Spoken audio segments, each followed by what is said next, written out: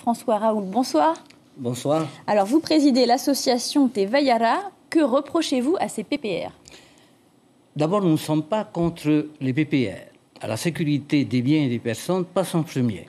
Son élaboration, par contre, n'est pas tout à fait de notre goût. Il faut savoir que 90% des terres actuellement sont en zone rouge, de mouvements de terrain, d'inondations, et donc il est plus possible aux Polynésiens de s'installer. Le problème de cette zone rouge, c'est que les frais afférents à la sortie de cette zone pour que les terres puissent être constructibles sont faramineuses, les dépenses sont faramineuses. Il faut d'abord, bien sûr, un spécialiste, un géologue qui va faire une étude de ces terres, et ça va être suivi, bien sûr, par toute une batterie de travaux de confortement, d'assainissement, et c'est donc de l'argent qui coûte très cher. Mais techniquement, on sait le faire. Justement, aujourd'hui, vous interpellez les 6 candidats, Absolument. les 6 têtes de liste au territorial sur cette problématique. Qu'est-ce que vous leur demandez exactement?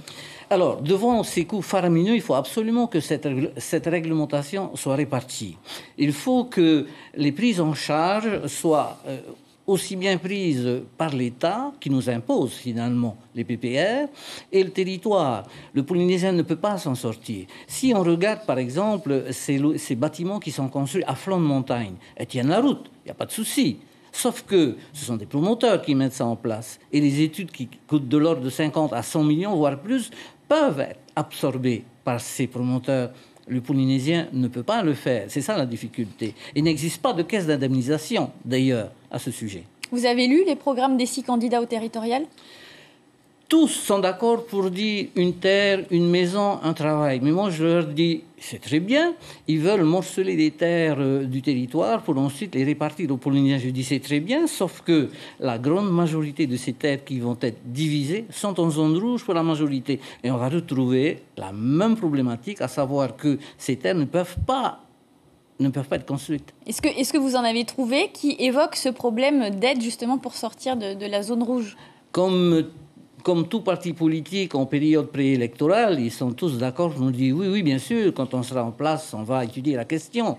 Moi, c'est un peu ce que je leur demande aujourd'hui. Si demain vous êtes en place, est-ce que vous allez porter une oreille attentive à nos revendications? Nous sommes prêts à travailler avec eux, nous sommes prêts à travailler avec vous, les politiciens, pour vous donner notre approche de la problématique. Et ensemble, on devrait pouvoir trouver une solution. Alors, le Tavinien, notamment, propose une révision du PPR avec des mécanismes d'aide, justement, pour la sortie de la zone rouge.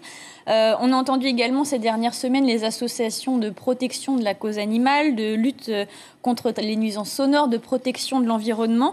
Pourquoi attendre que les programmes soient imprimés pour vous manifester ?